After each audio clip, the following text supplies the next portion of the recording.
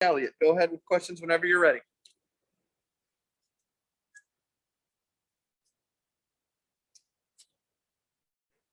Questions for Tony Elliott. Tony, this is Matt. Just how would you judge the offensive performance today? Just first thoughts walking off the field. Really, really proud of our guys because, we prepared for who we thought they were going to be, and it came out in a structure that was completely different than what we've seen. And really only seen them do that one other time, and that was last year versus UCF. So I thought the guys did a good job of settling in, especially in the second half, and doing what they needed to do because structurally they weren't going to give us the big play. They were going to make us be patient. So proud that they found a way, to win the game, to do what was necessary. But we just still leaving too many points on the, too many points on the field. You look at the situation, it felt kind of like we were playing an option team just from a number of possessions. We had 8 possessions outside the last one there coming off the goal line. And we put together some good drives. We just didn't finish. And 2 times in the red zone, we had a fumble and we got stopped on fourth down. So, proud of the fact that we were solid on third down for the most part, and it could have been even better. No sacks. So there's some positives to build off of, but also there's going to be some things that we can learn and grow from. Hey, Tony, it's David Hood. When you look at it, 17 points in 8 quarters against 2 Power 5 teams, is it offensive line? Is it DJ? Is it wide receivers not getting separation? Is it not taking shots down the field? Is it a little bit of everything?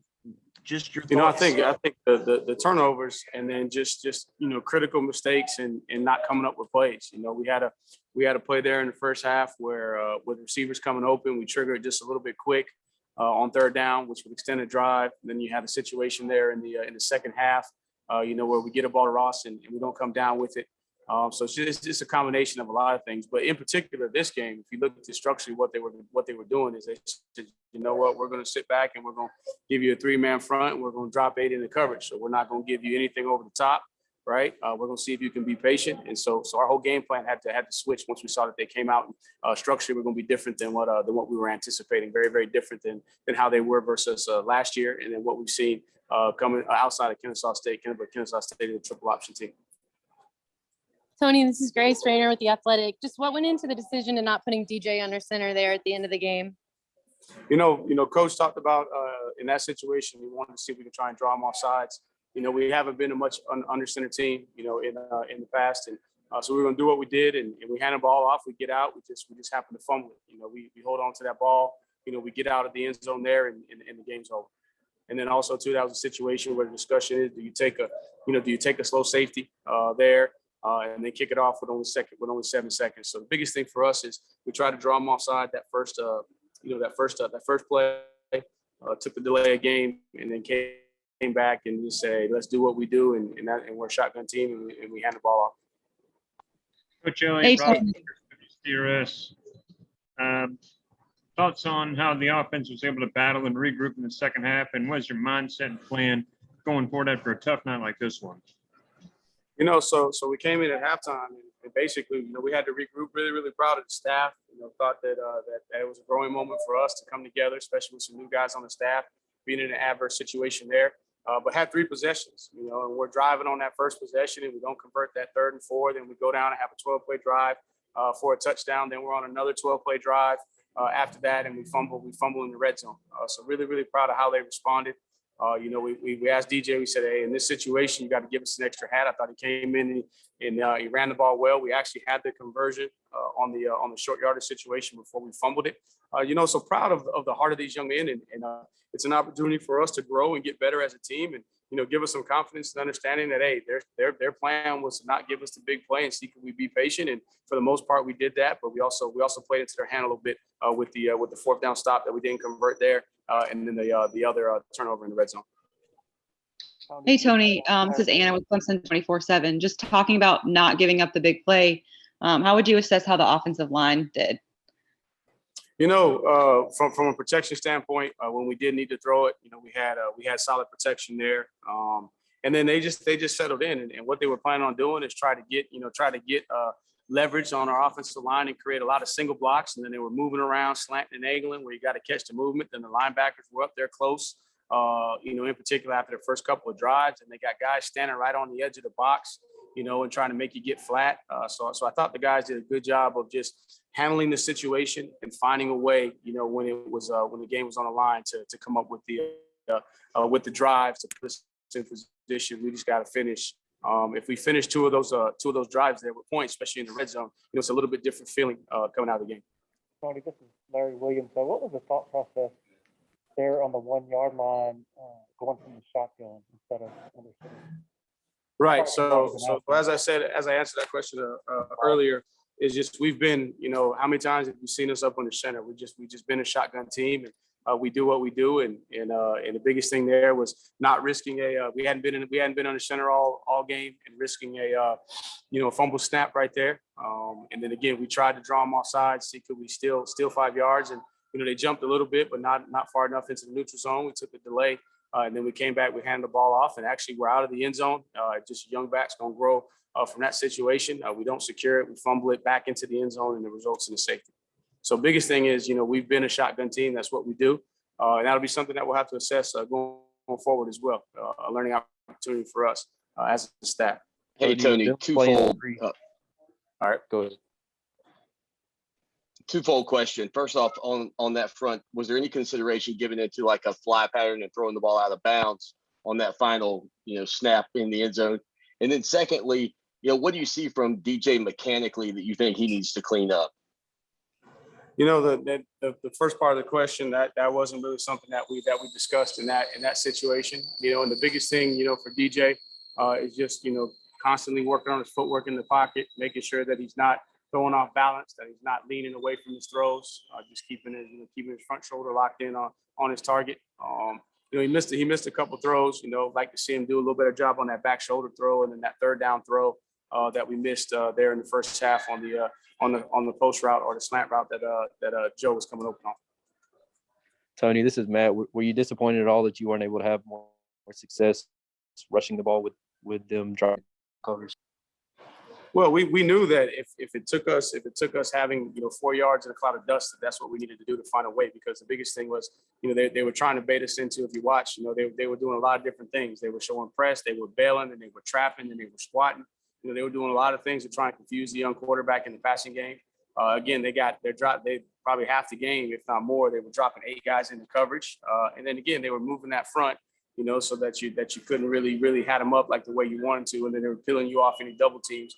So obviously you'd love to come out of that game, and have a ton of yards rushing the football.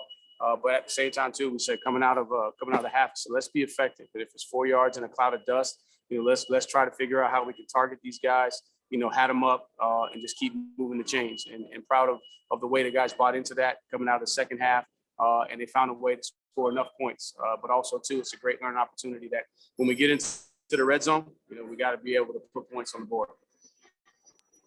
Tony, any thought of just even with the covers that they were playing, just trying to take a shot downfield and seeing if some of the guys could win some of those matchups, going up and making a play, even if they were dropping 8 in the coverage? Right, and we took a couple shots down the field, but at the same time too, then we're just trying to stay efficient and effective and ahead of the change too.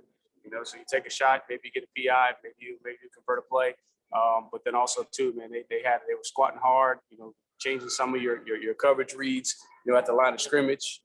So it was a lot of cat and mouse. Hats off to Georgia Tech. They had a good plan. They stuck with their plan. Caught us, wouldn't say caught us off guard, but it was definitely different than what we were expecting going into the game plan. It was a totally different structure, and it took us a little while to get adjusted. And then once we finally settled in on, with the delay and everything, when we settled in on what the plan was going forward, we stuck with the plan, and it ended up, providing a situation where we could score just enough more points than that. Hey, Tony, it's David. It looked like after you started running DJ a little bit there in the third quarter, he started to get comfortable. Do you wish it maybe called some more designed runs a little earlier for him? And is he making the right read on the RPO? Because it looked like a couple times in the first half, he maybe should have just pulled it and run a little bit. The RPO game was tough too, because just structurally, they were running some trap coverage, which fools you because they're giving you, some possible looks where you could pull it and think you got to throw, and the next thing you know, the corner's in between the receiver, and so now some of your outlet screens are not there. And again, biggest thing is we had 5 possessions in the first half. The first 2, man, we're moving the ball. played field position on the first one, then we scored a touchdown, then we come back and, didn't do anything on that 3 and out. And so, probably could have got to the quarterback run maybe a little bit earlier. But the biggest thing for us was just, okay, let's see if they're going to stick with the structure before we change everything. And then once we had an opportunity to get together as a staff and discuss it and figure out what the best plan forward was, that's when we decided, hey, we're going to have to run the football to win this game. And, it's all hands on deck. Tony, this is Grace again with the Athletic. Has Will Shipley done enough to win this job at this point? That'll be something that we go back and we assess. Proud of him. I thought he ran physical, ran hard. I know he's going to want that one play back there coming off the goal line where he fumbled the ball, but he continues to run hard and show that, man, he needs to be in consideration. And we'll evaluate that as a staff, have our discussion in our personnel meeting on Sunday, and then move forward and allow CJ to kind of manage that room. Tony, where do you feel like this offense is right now, just from a confidence standpoint? Do you feel like it's still there, still lacking, needs to be improved? I'm hoping that the guys draw a lot of confidence from this game. It was a situation that they hadn't been in before, man. They were really challenged. There was a lot of adversity, and they found a way to overcome, the adversity. I think that you can learn from this game that they challenged us to be able to run the ball to try and find a way to win. And, we were able to take what was there and put together a plan to give us a chance to be successful. I think that the guys, man, they got a great chemistry. Still some spots where we got to do better, and that's at all positions. And so I think these guys have the confidence to know that, hey, we need to go back to work, and we're going to own, all the things that we need to correct. And all we're going to do is put our head down. We're going to block out all the noise, and we're going to focus on what we can control and try and get better and figure out how to go 1-0 next week. Take one more for Coach Elliott. On that shovel Tony, pass, go ahead. the fourth down shovel pass that was kind of there in the first half, it looked like maybe that was on the offensive line, a couple of the guards. We stop penetration. we would. Well, actually, it was a stalemate by the tight end there on the edge, and we needed the guard that was pulling around to wrap a little bit tighter. He wraps a little bit tighter, then he's gonna find that scraping backer, and then Shipley's gonna be able to make him right with the cut. All right. Thank you, Coach Elliott. All right, thank you. All right, Ship, though.